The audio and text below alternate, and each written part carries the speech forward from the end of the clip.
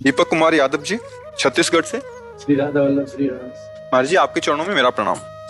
महाराज श्री, मेरा प्रश्न यह है कि कुछ माता पिता अपने बच्चों को सरकारी नौकरियों के लिए प्रेरित करते हैं और उन्हीं में से कुछ बच्चे बड़े होकर माता पिता को घर से ही बेघर कर देते हैं। महाराज जी, कृपया मार्गदर्शन करें, कैसे? माता पिता मोह से ग्रस्त पदवी है, ज्ञान से युक्त तो नहीं ना।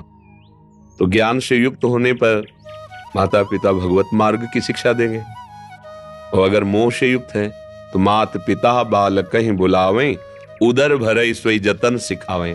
वो तो वही मार्ग सिखाएंगे जिससे आपका पेट भरे, आप इंद्रियों का भोग अच्छी तरह भोग सके। तो उसके लिए रुपया चाहिए, रुपया के लिए कार्य प्रणाली का ज्ञान होना चाहिए। किसानी है, व्यापार है, नौकरी है, तो उनका उपदेश उनकी जगह सीमित है। पर बालक का कर्तव्य जो माता पिता का अपमान अवहेलना कर देना, ये नहीं। वो अपने कहीं ना कहीं कर्तव्य में है, क्योंकि मोह ग्रसित पद है उनका। वो यही देखेंगे आपका शरीर स्वस्थ हो, आपके पास पैसा हो, आप अच्छी भोग सामग्रियों के भोक्ता बने, तो वो समझते हैं कि हमारा बेटा सुखी रहेगा, क्योंकि सुख का परिचय केवल वो इतना ही जानते हैं। इसके आगे कोई सुख है उनको ज्ञान नहीं है।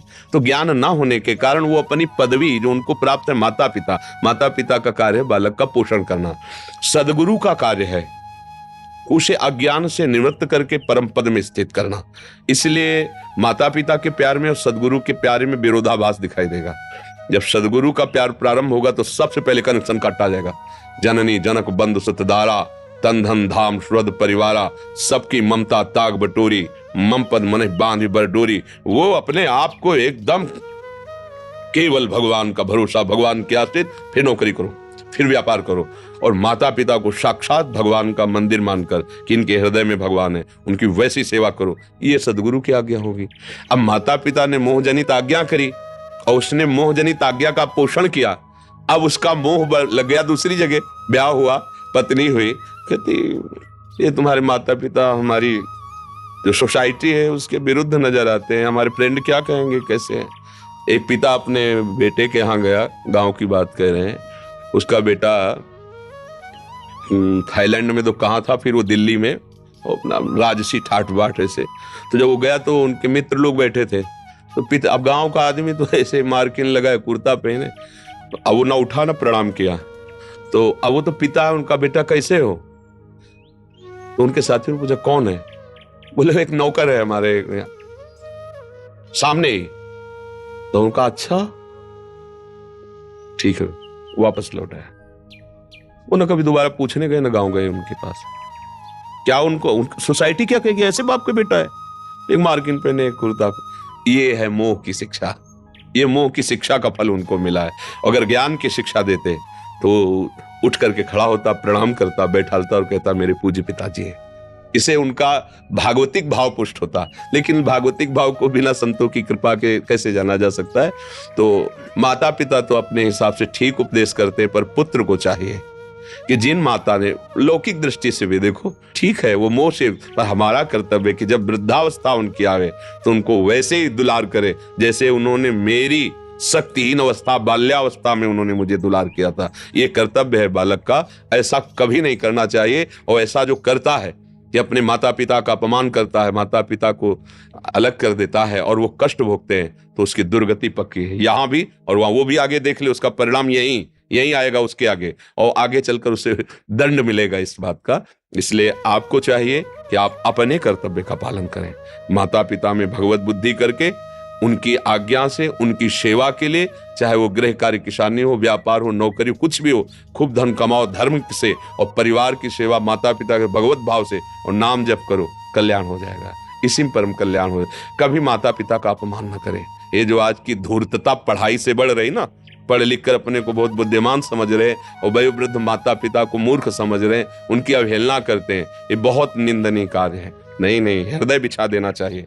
माता जैसी सेवा की ना, जब उसको सोचो ना, अगर एक दिन पेट में गैस बढ़ जाए तो आपको कैसा लगता है, व्याकुलता पैदा हो जाएगी। 9 महीने उन्होंने मुझे पेट में लादा है, 9 महीने। इसके बाद पैदा होकर के उन्होंने अपने रक्त को दूध बनाकर मुझे पिलाया, पोषा, इतना बड़ा किया।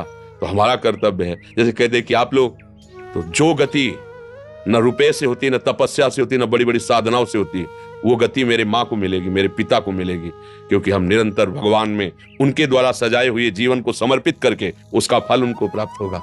जो किसी भी तरह से नहीं प्राप्त हो सकता वो उनको प्राप्त होगा। कहते 21 पीढ़ियां तर जाती फिर तो माता पिता ही हैं। तो इसलिए अगर माता पिता की सेवा कर ले गया तो भगवान की प्रसन्नता सहज में प्राप्त हो जाएगी। ये वयोवृद्ध माता पिता को ठुकरा देना ये बिल्कुल नरकगामी होने का बहुत बड़ा पॉइंट है, बहुत बड़ा पॉइंट। इसलिए हृदय कांपता है आज के बच्चों को देख कर। बूढ़े माँ थप्पड़ मार देते हैं, हमने देखा है, थप्पड़ मार। बूढ़े माता पिता, यार इतनी तुम्हारी बुद्धि भ्रष्ट हो गई कि अगर अपनी अवस्था से कोई बड़ा बुजुर्ग है वो अपराध भी कर दे तो भी ऐसा नहीं करना चाहिए। उसको कह कि आप पिता तुल्य हो, संभाल के बोलिए, आप जाइए, जाओ छाप। वयोवृद्ध, देखो हमने सभ्यता देखी है, जैसे बस में चढ़े और 2-4 ऐसे जो सात्विक वृत्ति वाले हैं बैठे हैं उसमें, और कोई वयोवृद्ध आया तो खड़े हो जाते हैं, बाबूजी आप बैठ जाइए, कोई परिचय नहीं, पर आप वृद्ध हैं इतनी देर कैसे खड़े रहेंगे, आप बैठ जाइए, हम तो जवान, हम तो घंटों खड़े, कोई माई बहन है, आप बैठ जाइए। ये सब एक मनुष्य की सभ्यता है। जब हम दूसरों का सम्मान करना सीखेंगे तभी तो हमारी। फिर हमारे माता पिता, हमारा कर्तव्य है कि हमें, देखो माता पिता की सेवा से भगवान बहुत जल्दी प्रसन्न होते हैं। और इसका उदाहरण है महाराष्ट्र में जो पुंडरीक जी थे, वो अपने माता पिता को भगवान मान के, तो भगवान आए दर्शन देने, और उस समय वो माता पिता को स्नान करा के वस्त्र धारण कराए थे, वयोवृद्ध माता। तो भगवान ने कहा पुंडरीक दर्शन कर लो। कौन हो? पीछे थे, बोले भगवान है। तो वो गरीब घर पे ईंट दे दे कि प्रभु इस पर आसन, मतलब खड़े हो जाइए, हम बाद में दर्शन करेंगे, पहले अपने माता पिता को कपड़े पहनाकर आसन पर। आज भी भगवान उसी ईंट पे खड़े हैं, जिनका वैसे नाम है विट्ठल, पर ईठल भगवान है, सेवा ईंट पे आज भी खड़े, ऐसे इंतजार कर रहे, कर लो। माता पिता की सेवा का फल भगवान स्वयं से आके दर्शन दिया करके। इसलिए धन्य है वो पुत्र जो माता पिता की आज्ञा में रहता है।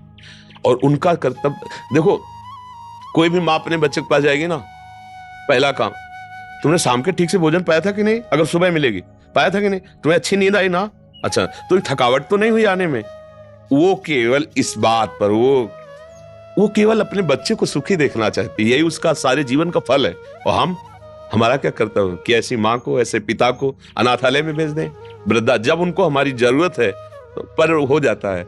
क्योंकि नवीन जहां पत्नी मिली और उसका वो सब रिश्ता नाता, तो वो पुराने माता पिता का प्यार भूल जाता है, फिर वही अपराध बन जाता है, उसके जीवन में कभी शांति नहीं मिलती। समझ रहे हैं आप जी?